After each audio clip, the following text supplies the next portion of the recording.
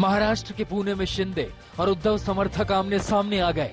दोनों तरफ से जबरदस्त नारेबाजी हुई, जिसके बाद तनाव बढ़ गया। इधर मुंबई में मातोश्री में उद्धव ठाकरे ने समर्थकों के साथ मुलाकात की। उद्धव ने कहा कि चुनाव आयोग ने गुलामी की है। शिंदे पर निशाना साधते हुए उद्धव ठाकरे ने कहा कि चोरों को पवित्र धनुष बाण दिया गया है। सीएम एकनाथ शिंदे को चेतावनी देते हुए उन्होंने कहा कि हमारे धैर्य की परीक्षा न ले। उद्धव ने पीएम पर भी वार किया। समर्थकों से उन्होंने कहा कि पीएम मोदी को महाराष्ट्र आने के लिए बाला साहेब का मुखौटा चाहिए।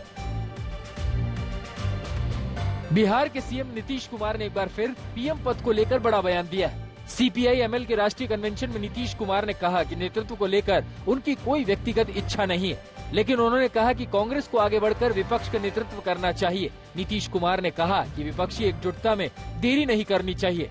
इसी कार्यक्रम में मौजूद कांग्रेस नेता सलमान खुर्शीद ने नीतीश कुमार से अपील करते हुए कहा कि अगर सब एकजुट हुए तो बीजेपी 100 सीट से नीचे निपट जाएगी।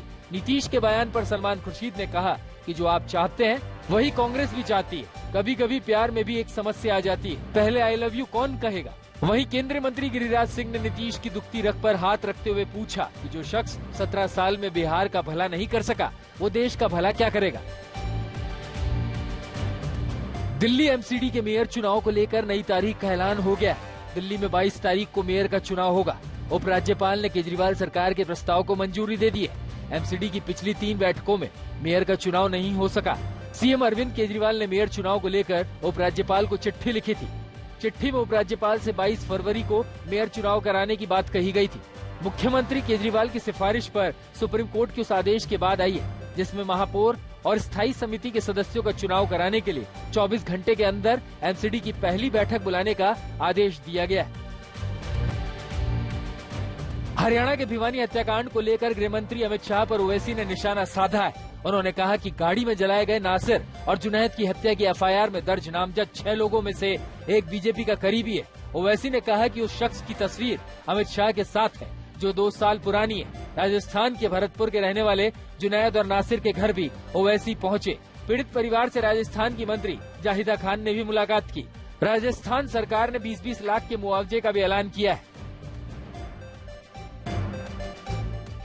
दिल्ली के निक्की मर्डर केस में नया खुलासा हुआ है।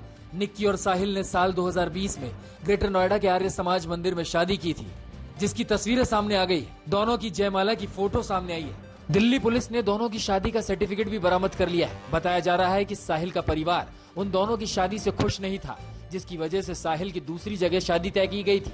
निक्की मर्डर साजिश में साहिल का परिवार और दोस्त भी शामिल है। दिल्ली क्राइम ब्रांच ने पूछताछ के बाद साहिल के पिता, 2 भाई और 2 दोस्तों को गिरफ्तार किया है। कोलकाता में साहित्य आज तक का दूसरा और आखिरी दिन। शत्रुघ्न सिन्हा और जावेद अली का सेशन कोलकाता में साहित्य आज तक के महामंच पर दूसरे दिन भी कला, साहित्य और राजनीति के क्षेत्र के दिग्गजों का मेला लगा। दूसरे दिन की शुरुआत हुई टीएमसी सांसद शत्रुघ्न सिन्हा के सत्र के साथ, जहां उन्होंने अपने सुपरहिट खामोश अंदाज में मंच की शोभा बढ़ाई। मशहूर गीतकार और कवि मनोज मुंतशिर ने भी अपने शब्दों और लफ्जों से समा बांधा। आखिर में सुपरहिट सिंगर जावेद अली ने अपनी गायकी से साहित्य आज तक के मंच पर माहौल जमा दिया। भारत और ऑस्ट्रेलिया के बीच दिल्ली टेस्ट एक बेहद रोमांचक मोड़ पर पहुंच गया है। ऑस्ट्रेलिया की पहली पारी 263 रन के जवाब में भारत की पहली पारी 262 रन पर खत्म हुई, यानी कंगारुओं को 1 रन की बढ़त मिली। दूसरे दिन का खेल खत्म होने तक ऑस्ट्रेलिया की दूसरी पारी में 1 विकेट खोकर 61 रन बना लिए गए थे। टीम इंडिया की ओर से पहली पारी में अक्षर पटेल ने फिर से तारणहार की भूमिका निभाई और 74 रन की बेहद कीमती पारी खेली। अश्विन ने भी 37 रन की इनिंग खेलकर अक्षर के साथ 8वें विकेट की साझेदारी में 114 रन जोड़े। ऑस्ट्रेलिया की ओर से ऑफ स्पिनर नॉर्थन लेवन ने सबसे अधिक 5 विकेट लिए। 4 मैचों की सीरीज में फिलहाल भारत 1-0 से आगे है। आर्थिक कंगाली की मार झेल रहे पाकिस्तान के लिए एक बुरी खबर है। अब तो खुद पाकिस्तान के रक्षा मंत्री ख्वाजा आसिफ ने कबूल कर लिया है कि उनका मुल्क पाकिस्तान दिवालिया होने की कगार पर नहीं है, बल्कि दिवालिया हो चुका है। ये बयान उन्होंने सार्वजनिक तौर पर दिया है। पाकिस्तान में एक दिन पहले ही साप्ताहिक महंगाई दर 2.89% का उछाल ले गई।